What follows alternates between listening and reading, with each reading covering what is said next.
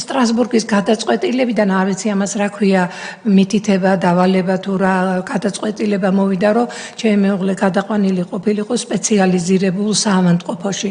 ამის მაგივრად გადაიყვანეს გლდანის საავადმყოფოში, ციხის საავადმყოფოში და არ მიყვებოდა და ის ძალით წაიყვანეს იქა და რომ მიიყვანეს იქ თურმე, სხვა პატიმრებიც იყვნენ ბევრი, ესენი სულ ყველა გააშიშვლეს და каранტინის დაშლაში მოაყოლეს ჩემი მეუღლეც, უკვე ასაკოვანი კაცი დაახლოებით 60-61 წლის იყო უკვე მაშინ.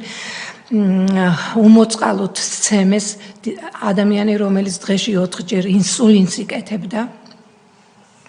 მთელი დღის უჭმელი საღამომდე ქვემოთ ამყოფეს. მე როცა აიყვანეს კამერაში, მან თურმე ვინც აიყვანა, იმას თხოვა, რომ ძალიან გთხოვთო, ნემსი უნდა გავიკეთო ინსულინი, აუცილებლად რო ცუდად ხდებიო და ძალიან გთხოვთო, ერთი ნაჭერი პური ან შავი ან თეთრი მომეწითო, თორე შეიძლება გიპოში ჯავარდეო. მოკლედ ეს როგორ მოითხოვეს შენოდა კიდე დაუმატეს იქ თურმე ცემა და წაართვეს ლეიბი. 2 კვირა თუ 3 კვირა იმ ცირკინის ლეიბზე იწვა.